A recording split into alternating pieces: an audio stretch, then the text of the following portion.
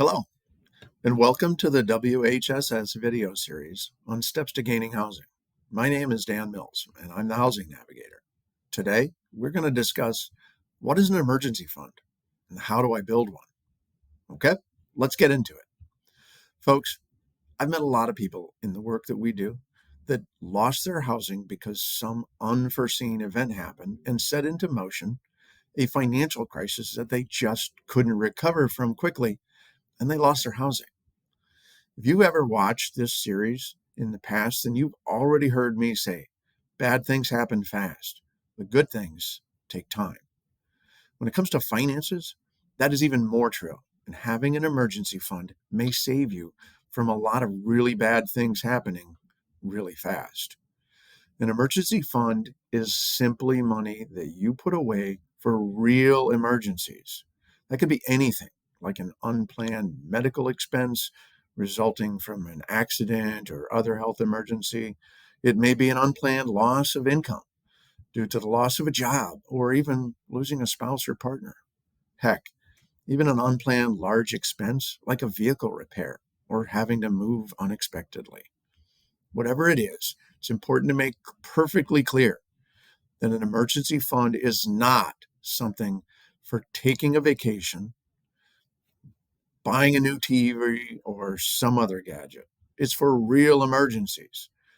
Think of it more as a how am I going to survive this financial crisis fund? Because it is for real emergencies, it needs to be kept safe. Now, ideally, I recommend a bank or credit union savings account that's not tied to a debit card. That makes it less tempting to tap into it for things that are not real emergencies, but still lets you get to your money if and when you need it. It also keeps it safe because it's insured. If you don't have a separate savings account, then please consider opening one. Keeping a bunch of money in a shoebox is just not a good idea, in my opinion. My advice is shop around. Find a local bank or credit union with no or very low fees, reasonable interest rates, and convenient locations. Then open an account. Put in a few dollars and then commit to adding to it every week, every paycheck, or even every month. How much you have is really based on what your regular monthly expenses are. It really depends on you. I've heard a lot of different opinions on how much you should have for an emergency fund. Amounts from enough to cover an unplanned car repair, all the way up to 12 months worth of all of your household expenses. But let's get real here. If you're watching our video series, then you're probably just scraping by and trying to keep a roof over your head or get into housing for you and your family. So what's a good goal? Whatever you want it to be right now. Remember, this is an emergency fund. It's not fun money. It's not, hey, let's throw our second cousin's dog's a birthday party. That's not what this money is for. This is how am I going to survive this money? And it can grow into any amount you want as long as you keep adding to it and use it for real emergencies. Start with a goal of $500 and increase it as you can. I'm personally a fan of 3 to 6 months worth of bills as a goal for an emergency fund. But keep in mind that that kind of goal takes time to reach. So let's look at what that might look like, starting with the most important bill of all, rent. We'll use $900. Might be higher, might be lower. Again, just an example. Utilities, $200. Gas, $400. Car payment, $400.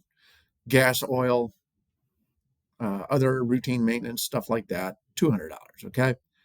Food, $400 we'll use. Now, I know that's really low if you're a family of 5 or 6, but if it's 1 or 2 adults or single mom with a kid, that's a conservative estimate. Medical bills, that's anything from dentist visits, co-pays, medicine that you might need, just the basic, and it's just an estimate. Phone bill, I don't know if you get a free cell phone, get a free cell phone. If you have to pay a cell phone bill, we'll use $70. And insurance. Now, that might be car insurance, health insurance, life, dental, and even renter's insurance. And I know this varies a lot, but we got to use a number, so we'll use this. Pet costs, childcare, and the list goes on and on. Everyone's monthly expenses vary. So just total it up. In this example, we've all have almost $2,500. And that's just 1 month of the basics. Let's face it, that's going to take most of us a lot of time to save enough to cover just 1 month of bills, let alone 3 or 6 months worth. I know your number might look different than this. This is just an example. Whatever your numbers are, don't get discouraged. Remember, this is a goal. That's all. Start with a goal that you think you can achieve and stick to it. Whether it's $100, $500, that's what it is.